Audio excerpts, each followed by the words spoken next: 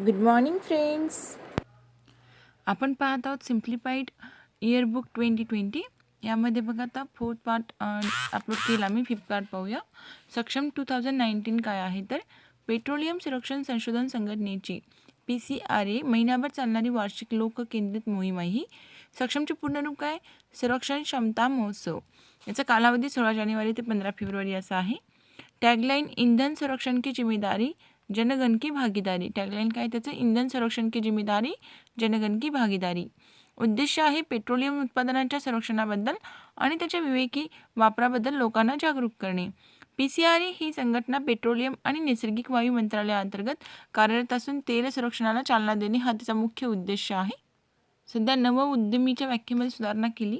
नवउद्यमीच्या म्हणजे startup. Okay, startup व्याख्येमध्ये सुधारणा करण्यात आली असून नोंदणीसाठी 10 वर्षापर्यंत कोणतीही कंपनी स्टार्टअप म्हणून ओळखली जाणार आहे. यापूर्वी 7 वर्षापर्यंत होतं, आता 10 वर्षापर्यंत केलं. याशिवाय सरकारने स्टार्टअपची उलाढाल मर्यादा देखील 25 कोटीवरून 100 कोटीपर्यंत वाढवली. नवउद्यमींना प्रतिकारातून मोकळीक देण्यासाठी गुंतवणुकीची मर्यादाही 25 कोटी रुपयांपर्यंत वाढवण्यात आली आहे. यापूर्वी 10 कोटी अशी होती. नवउद्यमी कोण असतात? जे कार्यान्वयन कालावधी 10 वर्ष असतो. वार्षिक उलाढाल त्यांची 100 कोटी रुपयांपेक्षा पण अधिक नसावी. गुंतवणूकदारांना समभाग वितरण 25 कोटी रुपये मूल्यापर्यंत करमुक्त. अनिवासी भारतीयांची गुंतवणूक 25 कोटी रुपये मूल्यापर्यंत करमुक्त असेल. म्हणजे जे आपल्या इथले आहेत त्यांना 25 कोटी रुपये मूल्यापर्यंत करमुक्त आणि अनिवासी भारतीय त्यांना पण 25 कोटी रुपये मूल्यापर्यंत करमुक्तता. एंजल टॅक्स म्हणजे नेमकं काय असतं त्याच्यामधला प्रकार? आता सर्व प्रकारचे स्टार्टअप आपल्या व्यवसायामध्ये वाढ करण्यासाठी गुंतवणूकदारांकडून भांडवल स्वीकारतात. त्या बदल्यामध्ये संबंधितांना स्टार्टअप ॲपकडून समभाग दिले जातात. हे समभाग दर्शनी किमतीपेक्षा फेस व्हॅल्यू अधिक किमतीला जारी केले जातात. समभागांना या अतिरिक्त मूल्यांची गणना ही उत्पादनात केली जाते आणि या उत्पादनावर होणाऱ्या कर आकारणीला एंजल टॅक्स असे म्हणतात. 2012 मध्ये तत्कालीन केंद्रीय अर्थमंत्री प्रणव मुखर्जी यांनी अर्थसंकल्पामध्ये या कराची घोषणा केली होती. पोलाद उद्योगावर आधारित आंतरराष्ट्रीय प्रदर्शन आणि परिषद इंडिया स्टीलची ठिकाण गोरेगाव मुंबईमध्ये झालं होतं 22-24 जानेवारी 2019ला. आयोजक कोण होते तर फिक्कीच्या मदतीने पोलाद मंत्रालय. आणि 4थी आवृत्ती होती. थीम होती पोलाद मागणीचा समतोल आणि गतिशील पुरवठा नवीन भारताची उभारणी. पोलाद मागणीची समतोल आणि गतिशील पुरवठा नवीन भारताची उभारणी ही थीम होती त्याची. राष्ट्रीय पोलाद धोरण कधीचे? 2017चं. हे महत्त्वाचे पॉईंट आहेत. राष्ट्रीय पोलाद धोरण 2017. या धोरणामध्ये 2030 ते 31 पर्यंत 300 दशलक्ष टन पोलाद उत्पादनाचे लक्ष्य ठेवले. जगातील सर्वाधिक स्पंज लोह उत्पादन भारतामध्ये होतं. भारतामध्ये चीननंतर जगातील दुसरा सर्वात मोठा पोलाद उत्पादक देश आहे तो. पोलाद उत्पादनामध्ये मग भारताचा कितवा क्रमांक लागतो? दुसरा क्रमांक. पहिल्या क्रमांकावर चीन आहे. वृद्धी दरामध्ये बिहार पहिल्या स्थानी. कार्यशीलने जाहीर केलेल्या अहवालानुसार राज्य GDP वृद्धी दरामध्ये बिहार राज्याने पहिले स्थान पटकावले आहे. 2017-18 या वित्तीय वर्षामध्ये बिहारचा वृद्धी दर किती होता? 11.3%. राष्ट्रीय वृद्धी दर 6.7%. पहिले 3 राज्य कोणते कोणते आहेत वृद्धी दरामध्ये? तर पहिला क्रमांक लागतो बिहारचा 11.3%. दुसरा क्रमांक लागतो आंध्र प्रदेशचा 11.2%. गुजरातचा तिसरा क्रमांक लागतो वृद्धी दरामध्ये. 2017 मध्ये वृद्धी दरानुसार 9.9% वृद्धी दरासह बिहार 8व्या स्थानी होता. 2017 मध्ये मध्य प्रदेश पहिल्या क्रमांकावर होता. आता क्रिसिलचा लॉंग फॉर्म काय आहे तर credit rating information service of India limited. CRISIL. Bharat हा दुसरा सर्वात मोठा पोलाद उत्पादक देश झालेला आहे. जागतिक पोलाद संघटनेच्या ताज्या अहवालानुसार भारत हा जगातील दुसरा सर्वात मोठा पोलाद उत्पादक देश ठरला. भारताने जपानला पोलाद उत्पादनामध्ये मागे टाकलं. जगातील सर्वात मोठा पोलाद उत्पादक देश चीन आहे. चीन 51% पेक्षा जास्त कच्च्या पोलादाचे उत्पादन करतो. भारताच्या कच्च्या पोलादाचे उत्पादन 106.5 दशलक्ष टन एवढे होते 2018 मध्ये आणि 101.5 दशलक्ष टन 2017 मध्ये. भारताच्या कच्च्या पोलाद उत्पादनामध्ये 4.9% वाढ झाली. पहिले 10 सर्वाधिक कच्चे पोलाद उत्पादक देश. पहिला येतो चीन, दुसरा भारत, तिसरा जपान, चौथा क्रमांक अमेरिका, 5वा दक्षिण कोरिया, 6वा रशिया, 7वा जर्मनी, 8वा टर्की, 9वा ब्राझील आणि 10वा क्रमांक इराणचा लागतो. FDI मध्ये 18% वाढ झालेली आहे. भारतामध्ये सर्वात मोठे FDI स्रोत म्हणलं तर 1 नंबरला मॉरिशस, दुसऱ्या क्रमांकावर अमेरिका, तिसरा क्रमांक युनायटेड किंगडमचा लागतो, चौथा क्रमांक सिंगापूरचा आणि 5वा क्रमांक जपान. FDI मध्ये Mauritius, America, United kingdom, Singapore आणि जपान. भारतीय कंपन्यांमध्ये परदेशात करण्यात येणारी जी गुंतवणूक आहे त्यामध्ये पहिला क्रमांक लागतो सिंगापूरचा, दुसरा क्रमांक नेदरलँड, तिसरा क्रमांक मॉरिशस, चौथा क्रमांक अमेरिकेचा लागतो. औद्योगिक धोरण आणि प्रोत्साहन विभागाच्या नावामध्ये पण बदल करण्यात आला. औद्योगिक धोरण आणि प्रोत्साहन विभाग DIPP हे नाव बदलून औद्योगिक प्रोत्साहन आणि अंतर्गत व्यापार विभाग असं केलेलं आहे. DPIIT केला आता. हा विभाग वाणिज्य आणि उद्योग मंत्रालय अंतर्गत कार्यरत असतो. 1995 मध्ये DIPPची स्थापना करण्यात आली असून 2000 साली औद्योगिक विकास विभाग त्यामध्ये विलीन करून पुनर्रचना करण्यात आली होती. सर्वोत्तम अंदाजपत्रक पद्धतीचा अवलंब करणारे राज्य 1 फेब्रुवारी 2019 रोजी ट्रान्सपरन्सी इंटरनॅशनलने सर्वोत्तम अंदाजपत्रक पद्धतीचा वापर करणारे राज्य आहे ते. यामध्ये आसाम राज्याने पहिला क्रमांक पटकावला. पहिले 3 राज्य, पहिला आसाम, दुसरा आंध्र प्रदेशचा क्रमांक लागतो, तिसरा ओडिसाचा आणि शेवटमध्ये बघा शेवटून पहिला मेघालय, दुसरा मणिपूर आणि तिसरा पंजाबचा क्रमांक लागतो. मुंबई हे शहर जागतिक आर्थिक मंचाद्वारे आपल्या भारतातील मुंबई या शहराची निवड 4थ्या औद्योगिक क्रांतीचं केंद्र म्हणून झाली आहे. याआधी अशा प्रकारच्या केंद्रासाठी बीजिंग, टोकियो, सॅन फ्रान्सिस्को या शहराची निवड करण्यात आली होती. मुंबई अशा प्रकारचं जगातलं 4थं शहर ठरलं आहे. ही क्रांती तिसऱ्या क्रांतीचेच विस्तारित रूप असून यामध्ये औद्योगिक क्षेत्रातील विकास अति जलद गतीने होईल. एक स्कीम आहे एक राष्ट्र एक राशन कार्ड योजना. केंद्रीय ग्राहक संरक्षण आणि सार्वजनिक वितरण मंत्रालयाने 1 जून 2020 पर्यंत एक राष्ट्र एक राशन कार्ड ही योजना लागू केली. One nation card. सर्व राशन कार्डांना आधाराशी जोडण्याची आणि पॉईंट ऑफ सेल POS मशीनद्वारे धान्य वाटप करण्याची तरतूद अंतिम टप्प्यात आहे. सध्या आंध्र प्रदेश, गुजरात, हरियाणा, झारखंड, कर्नाटक, केरळ, महाराष्ट्र, राजस्थान, तेलंगणा आणि त्रिपुरा अशी 10 राज्य आहेत जिथे 100% अन्न वितरण हे POSद्वारे म्हणजेच कोणत्या पॉईंट ऑफ सेल या मशीनद्वारे होतं. 15 ऑगस्ट 2019 पासून आंध्र प्रदेश आणि तेलंगणा, गुजरात आणि महाराष्ट्र या राज्यातील लाभार्थ्यांना दोन्ही राज्यांमध्ये असलेल्या कोणत्याही दुकानातून धान्य मिळू शकतं. आता पॉईंट ऑफ सेल काय असतं POS, तर हे एक असं ठिकाण असतं त्या ठिकाणी ग्राहकांद्वारा वस्तू व सेवांच्या खरेदीसाठी पेमेंट केलं जातं आणि या ठिकाणी विक्री करसुद्धा भरता येतो. एखादे बाह्य स्टोअरसुद्धा असू शकतं जिथे पेमेंट करण्यासाठी कार्ड पेमेंट किंवा व्हर्च्युअल सेल्स पॉईंट जसे की संगणक किंवा मोबाईल इलेक्ट्रॉनिक डिव्हाइस पेमेंटसाठी वापरला जातो, त्याला POS मशीन असं म्हणतात. कदांगी साडी आणि दिंडुगुल लॉक यांना GI टॅग मिळाला. कदांगी साडी कुठली आहे? तमिळनाडूतली. आणि दिंडुगुल लॉक हे दोन्ही पण दिंडुगुल लॉक आणि कदांगी साडी तामिळनाडूमध्ये यांना GI टॅग देण्यात आला. दिंडुगुल लॉक यांच्या उत्कृष्ट गुणवत्तेसाठी आणि टिकाऊपणासाठी जगभरामध्ये ओळखलं जातं आणि यामुळे दिंडुगुल शहराला लॉक सिटी देखील असं म्हटलं जातं. तामिळनाडूच्या कारागृह, गोदामे, रुग्णालय आणि मंदिरामध्ये दिंडुगुलचेच कुलूप असतं. ओके, दिंडुगुलचं लॉक आहे ते.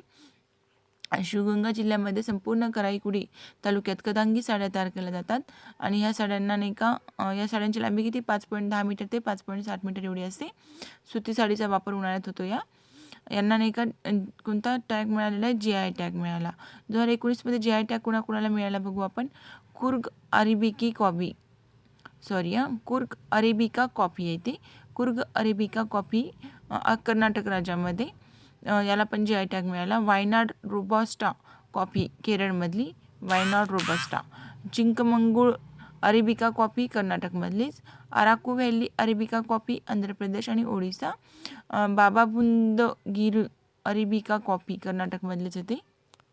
इंडिया कॉर्पोरेट एक्स्पो 2019 भारतीय चटईचे प्रदर्शन आहे, वाराणसीमध्ये होते. सांस्कृतिक वारसा आणि हाताने बनवलेल्या भारतीय कॉर्पेटच्या विणण्याच्या कौशल्यांना प्रोत्साहन देणे यासाठी इंडिया कॉर्पेट एक्स्पो होतं. सारस आजीविका मेळा जो आहे तो दीनदयाळ अंत्योदय योजनेअंतर्गत उपक्रम आहे. आयोजक आहे तर करपाट. ओके, करपाट ही ग्रामीण विकास मंत्रालयाची विपणन शाखा आहे ते. हुनर हाट कार्यक्रम जो आहे तो एक भारत श्रेष्ठ भारत अशी त्याची थीम आहे म्हणजे दिल्लीला साजरा करण्यात आला आणि पारंपरिक पाककला तज्ज्ञ, कलाकार आणि कारागीर यांना रोजगारांच्या संधी उपलब्ध करून देणे हा हुनर हाट कार्यक्रमाचा उद्देश होता. RBIचे व्हिजन डॉक्युमेंट प्रसिद्ध. RBIने 15 मे रोजी भारतातील payment and settlement system vision 2019 ते 2021 हा व्हिजन दस्तावेज जारी केला आहे. नीती आयोगाबद्दल बघू आता आपण. अतिशय महत्त्वाचा नीती आयोग. पुनर्रचना. अध्यक्ष पंतप्रधान नरेंद्र मोदी, उपाध्यक्ष डॉक्टर राजीव कुमार, पूर्णकालीन सदस्य आहेत व्ही के सारस्वत, प्राध्यापक Ramesh Chandra D V K Paul. Rajnath Singh संरक्षण मंत्री आहेत पदसिद्ध सदस्य. अमित शहा गृहमंत्री, वित्तमंत्री निर्मला सीतारामन, ग्रामीण विकास पंचायत राज कृषी मंत्री नरेंद्र सिंह तोमर. विशेष आमंत्रित सदस्य नितीन गडकरी, पियुष गोयल, थावरचंद गेहलोत, राव इंद्रजित सिंह. नीतीचा लॉंग फॉर्म येतो national institute for transforming India. 1 जानेवारी 2015 रोजी स्थापना करण्यात आली. 1950 साली स्थापन करण्यात आलेल्या नियोजन आयोगाची जागा घेतली. शाश्वत विकासाचे ध्येय गाठणे आणि सहकारी संघराज्य बळकट करणे या उद्देशाने स्थापना करण्यात आली होती. आयोगाची रचना कशी आहे? अध्यक्ष असतात पंतप्रधान. नियामक परिषद सर्व राज्यांचे मुख्यमंत्री व केंद्रशासित प्रदेशांचे नायब राज्यपाल. प्रादेशिक परिषदेमध्ये संबंधित प्रदेशातील मुख्यमंत्री, केंद्र प्रशासित नायब राज्यपाल, पूर्णकालीन सदस्य, अर्धवेळ सदस्य, पदसिद्ध सदस्य 4, विशेष आमंत्रित सदस्य आणि मुख्य कार्यकारी अधिकारी जे की पंतप्रधानाद्वारे निवड केलेली असते. आता पाहू अतिशय महत्त्वाचा पॉईंट, महत्त्वाचे अहवाल व निर्देशांक. यामध्ये सर्वात प्रथम बघू मानव विकास अहवाल 2019. अहवालाची थीम होती उत्पन्नापलीकडे, सरासरीच्या पलीकडे, आजच्या पलीकडे 21व्या शतकामध्ये मानवी विकासाची असमानता. जाहीर करणारी संस्था संयुक्त राष्ट्र विकास कार्यक्रम UNDP असते. भारताचा क्रमांक SDI-मध्ये 2018मध्ये 129वा होता. 2018मध्ये 189 देशामध्ये. मागील वर्षी म्हणजे 2019मध्ये भारताचा क्रमांक 2017चा बघू अगोदर. 2017मध्ये 130वा होता. 2018मध्ये 129वा. भारताची SDI किंमत 0.647 आहे. 647. असमानता समायोजित ISDI मध्ये भारताचे स्थान 130वे. ISDI-मध्ये किती? 130वे आणि किंमत आहे 0.477. पहिल्यांदा 2010च्या SDR-मध्ये प्रकाशित. भारताचा समावेश मध्यम मानव विकास गटामध्ये. भारताचा समावेश कशामध्ये होतो? मध्यम मानव विकास गटामध्ये. आता पहिले 5 देश बघू SDI-मध्ये. पहिल्यामध्ये येतं नॉर्वे 0.954 येतो याचा गुणांक. दुसरा क्रमांक स्वित्झर्लंडचा, तिसरा क्रमांक आयर्लंडचा, चौथा जर्मनीचा, पाचवा हाँगकाँगचा आणि शेवटच्या 5 देशामध्ये SDI-मध्ये नायजर, दुसरा येतो मध्य आफ्रिका प्रजासत्ताक, तिसरा चाडचा, चौथा दक्षिण सुदान, पाचवा आहे बुरुंडी. ब्रिक्स देशामध्ये कोण कोण येतं? ब्राझील, रशिया, भारत, चीन, दक्षिण आफ्रिका. आता ब्रिक्स देशामध्ये ब्राझीलचा क्रमांक 79, रशियाचा 49, भारताचा 129वा, चीनचा 85वा, दक्षिण आफ्रिकेचा 113वा. शेजारील देश पाकिस्तानचा 152, अफगाणिस्तानचा 170, नेपाळचा 147, भूतानचा 134वा, चीनचा 85, म्यानमार 145, बांगलादेश 135 आणि श्रीलंकाचा 71वा क्रमांक. शेजारील देश पण कधी विचारले जाऊ शकतात आणि ब्रिक्स देशामध्ये पण कोणाचा क्रमांक किती आहे हे पण क्वेश्चन येऊ शकतो, आयोग विचारू शकतो. त्यामुळे दोन्ही पण कन्सेप्ट घेतल्यात. लिंग विकास निर्देशांक बघू. GDI. पहिला महिला SDI किंमत 0.574. पुरुष SDI किंमत किती आहे? 0.692. जन्माच्या वेळीचं आयुर्मान घेतलं जातं. यामध्ये काय काय लिंग विकास निर्देशांकामध्ये? जन्माच्या वेळीचं आयुर्मान, अपेक्षित शालेय वर्ष, सरासरी शालेय वर्ष. जन्माच्या वेळीच्या आयुर्मानामध्ये महिलांचं 70.7 वर्ष, पुरुषांचं 68.2 वर्ष. अपेक्षित शालेय वर्षामध्ये महिलांचं 12.9 वर्षापर्यंत, पुरुषांचं 11.9 वर्ष. सरासरी शालेय वर्ष महिलांचं 4.7 वर्ष, पुरुषांचं 8.2. दरडोई अंदाजे स्थूल राष्ट्रीय उत्पन्न 2011मध्ये PPP डॉलर्स, महिला 2625 आणि पुरुषांचं 10,712 एवढं. लिंग असमानता निर्देशांक GII. भारताचा क्रमांक 122वा लागतो लिंग असमानतेमध्ये 162 देशामध्ये आणि किंमत आहे 0.501 एवढी. माता मृत्यू प्रमाण 174 2015मध्ये होतं. पोंगाण अवस्थेतील 15 ते 20 जन्मदर 13.2. संसदेच्या जागांमध्ये महिलांचा वाटा 11.7%. कामगार शक्ती सहभाग दर महिलांचा 23.6 आणि पुरुषांचा 78.6%. पहिलं स्थान स्वित्झर्लंडचं येतं, शेवटचं स्थान येमेनचं येतं लिंग असमानतेमध्ये. शेजारील देशामध्ये भारताचं वरचं स्थान येतं, चीनचं 39 व श्रीलंकेचं 86, भूतानचं 99, म्यानमारचं 106. मानव विकास निर्देशांक पहिल्यांदा जारी केला होता 1990मध्ये. प्रेरणा भेटली होती महबूब उल हक, पाकिस्तानचे होते. अमर्त्य सेन हे भारताचे. मानव विकास निर्देशांकाचे जनक महबूब उल हक हा निर्देशांक काढण्यासाठी 3 आयाम डायमेन्शन्स आणि 4 निर्देशांक ठेवले होते. वापरतात म्हणजे 4 निर्देशांकाच्या भूमितीय सरासरीवरून SDI काढला जातो.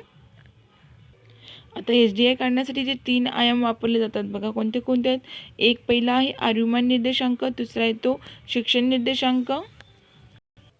SDI मध्ये पहिला निर्देशांक आयुर्मान निर्देशांक. आयुर्मान निर्देशांकामध्ये दीर्घ व निरोगी जीवन आणि जन्माच्या वेळेचे आयुर्मान घेतलं जातं.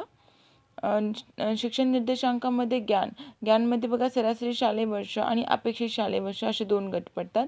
आणि GNI निर्देशांकामध्ये बघा चांगले राहणीमान, दरडोई स्थूल राष्ट्रीय उत्पन्न, चांगले राहणीमान धरलं जातं. ओके, SDI मध्ये. आता पाहू हवामान बदल कामगिरी निर्देशांक. हवामान बदल कामगिरी निर्देशांक 2020चा निर्देशांकाची रचना कोण? German watch. ओके, जर्मन पर्यावरण आणि विकास संस्था करते. जाहीर करणारी संस्था आहे German watch, new climate institute आणि क्लायमेट ॲक्शन नेटवर्क. उद्देश आंतरराष्ट्रीय हवामान राजकारणामध्ये पारदर्शकता वाढवणे. पहिल्यांदाच प्रकाशित झालं होतं 2005 मध्ये. दरवर्षी संयुक्त राष्ट्र हवामान परिषद बदलमध्ये जाहीर केलं जातं. एकूण 57 देशाची क्रमवारी जाहीर आहे. त्याच्यामध्ये निर्देशांकामध्ये भारताचा क्रमांक 9वा. पहिल्यांदाच भारताचा पहिल्या 10 देशांमध्ये समावेश झालेला आहे. मागील निर्देशांकामध्ये भारत 11व्या स्थानी होतं. पहिले 3 क्रमांक रिकामे ठेवण्यात आले असून 4थ्या स्थानी स्वीडन आहे. निर्देशांकातील एकूणच उच्च रेटिंग मिळवण्यासाठी कोणताही देश सर्व निर्देशांक श्रेणीमध्ये उत्कृष्ट कामगिरी केली नसल्यामुळे पहिले 3 स्थान रिकामे ठेवण्यात आलेत. अमेरिका यादीमध्ये 61व्या म्हणजेच शेवटच्या स्थानी आहे. मागील वर्षी सौदी अरेबिया शेवटच्या स्थानी होता, आता अमेरिका गेला. चिलीचा नव्यानेच यादीमध्ये समावेश करण्यात आला असून चिलीने 11वे स्थान प्राप्त केले आहे. पहिले 3 देश कोणते? तर स्वीडन 4थ्या स्थानी, डेन्मार्क 5व्या, मोरोक्को 6व्या स्थानी आणि शेवटचे बघा चिनी तैपेई, सौदी अरेबिया. चिनी तैपेईचा 59वा, सौदी अरेबियाचा 60वा आणि अमेरिकेचा 61वा. विविध श्रेणीमध्ये भारताचा क्रमांक, हरितगृह वायू उत्सर्जनामध्ये भारताचा क्रमांक 11वा लागतो. नूतनीकरण योग्य ऊर्जेमध्ये 26वा, ऊर्जा वापरमध्ये 9वा आणि हवामान धोरणामध्ये 15वा क्रमांक लागतो. हरितगृह वायू उत्सर्जन 40%, नूतनीकरण योग्य ऊर्जा 20%, ऊर्जा वापर 20%, हवामान धोरण 20%. आता बघू लाचखोरी जोखीम निर्देशांकामध्ये हे जाहीर करणारी संस्था आहे ते ट्रेस इंटरनॅशनल. कोणत्या घटकांद्वारे हिचं गुण दिले जातात? सरकारबरोबर व्यावसायिक संवाद, लाचलुचपत प्रतिबंधक विभाग आणि अंमलबजावणी, सरकार आणि नागरी सेवा पारदर्शकता, माध्यमांच्या भूमिकेसह सिव्हिल सोसायटी निरीक्षणासह क्षमता. 200 देशाच्या यादीमध्ये भारताचा 78व्या स्थानी क्रमांक असून भारताला 48 गुण आहेत. दक्षिण आशियामध्ये सर्वाधिक लाचखोरी जोखीम असलेला देश आहे तो बांगलादेश. सर्वात कमी लाचखोरी जोखीम असलेले देश कोणते कोणते? तर न्यूझीलंड सर्वात कमी. दुसरा क्रमांक नॉर्वेचा, तिसरा क्रमांक डेन्मार्क, चौथा स्वीडन, 5वा फिनलंड. आणि सर्वात जास्त लाचखोरी असलेले देश कोणते? तर सोमालिया, दक्षिण सुदान, उत्तर कोरिया, येमेन आणि व्हेनेझुएला. भारतातील रस्ते अपघात 2018 मध्ये बघू तर रस्ते अपघातामध्ये होणारे सर्वाधिक मृत्यू नाही का उत्तर प्रदेशमध्ये. दुसरा क्रमांक महाराष्ट्राचा, सर्वात जास्त मृत्यू उत्तर प्रदेशला. दुसरा क्रमांक महाराष्ट्राचा, तिसरा क्रमांक तामिळनाडूचा लागतो. रस्ते अपघातातील सर्वाधिक संख्या तामिळनाडू, मध्य प्रदेश आणि UP. रस्ते अपघाताची प्रमुख कारणे अतिवेग, हेल्मेट न घालणे, सीट बेल्ट न लावणे, चुकीच्या दिशेने वाहन चालवणे हे कारणे आहेत त्याचे. रस्ते अपघाताची सर्वाधिक संख्या असलेले शहरे 1 नंबरला चेन्नई येतं, दुसरा क्रमांक दिल्लीचा लागतो, तिसरा क्रमांक बँगलोरचा, चौथा क्रमांक भोपाळ आणि 5वा क्रमांक इंदोरचा लागतो. रस्ते अपघातामध्ये सर्वात जास्त मृत्यू झालेल्या शहरामध्ये पहिला क्रमांक दिल्लीचा, दुसरा क्रमांक चेन्नईचा, तिसरा क्रमांक कानपूरचा, चौथा क्रमांक जयपूरचा, 5वा क्रमांक बँगलोरचा लागतो. सर्वात जास्त अपघात हे 2 व्हीलर गाड्याचे 35.2%. अपघातामुळे निधन झालेल्या घटनांमध्ये 25 ते 35 वर्ष वयोगटातील युवकांचा सर्वाधिक वाटा आहे. रस्ते अपघातामध्ये महाराष्ट्र देशाचा 6व्या स्थानी क्रमांक आहे तो 6वा. आता पाहू जागतिक स्पर्धात्मक निर्देशांक. भारताचा क्रमांक आहे तो 68वा. जागतिक स्पर्धात्मक निर्देशांकामध्ये भारताला एकूण गुण 61.4. मागील वर्षी भारत 58व्या स्थानी होता. जागतिक आर्थिक मंच WEF निर्देशांकातील एकूण देश 141 येतात. 1979 पासून सुरुवात करण्यात आली. पहिले 5 देश बघा आता. सिंगापूर येतो पहिला 5 देशामध्ये, पहिला क्रमांक. दुसरा क्रमांक अमेरिकेचा, तिसरा क्रमांक हाँगकाँग, चौथा नेदरलँड आणि 5वा स्वित्झर्लंड. शेवटमध्ये बघा चाड आहे. येमनचा दुसरा क्रमांक, तिसरा क्रमांक काँगो, 5वा चौथा हेती आहे आणि 5वा मोझाम्बिकचा येतो. शेजारील देशांमध्ये पाकिस्तान 110 क्रमांकाला येते जागतिक स्पर्धामध्ये. भूतानचा समावेश नाही आहे. नेपाळचा 108वा, चीनचा 28वा, म्यानमार आणि भूतानचा समावेश केलेला नाही. बांगलादेश 105, श्रीलंका 84. बालगुन्ह्याचे प्रमाण सर्वात जास्त उत्तर प्रदेश आणि मध्य प्रदेशमध्ये आढळून आलेलं आहे. बालगुन्ह्यांचे प्रमाण सर्वात जास्त UP आणि MP मध्ये. सर्वात जास्त स्थलांतरण अमेरिकेमध्ये झालेलं आहे, अमेरिकेचं. ओके. नंतर अमेरिकेमध्ये सर्वात जास्त स्थलांतरण पहिला क्रमांक, दुसरा क्रमांक जर्मनीचा, तिसरा क्रमांक सौदी अरेबिया, चौथा रशिया, पाचव्या क्रमांकावर युनायटेड किंगडम. सर्वात जास्त स्थलांतरण पुढील देशातील झाले, कोणत्या तर भारताचं 2 क्रमांक मेक्सिकोचा लागतो, तिसरा क्रमांक चीन, चौथा क्रमांक रशिया, पाचवा सिरिया. सर्वाधिक जास्त स्थलांतरण झालेले देश नाही का प्रमाणामध्ये म्हणलं तर सेंट किट्स अँड नेव्हिस, दुसरा डोमिनिका, तिसरा सुरिनाम, चौथा टोंगा आणि पाचवा ग्रेनेडा. सर्वात जास्त रेमिटेन्स प्राप्त करणारे भारत पहिल्या क्रमांकावर येतं, दुसरा चीन, तिसरा मेक्सिको, चौथा फिलिपाईन्स, पाचवा इजिप्त.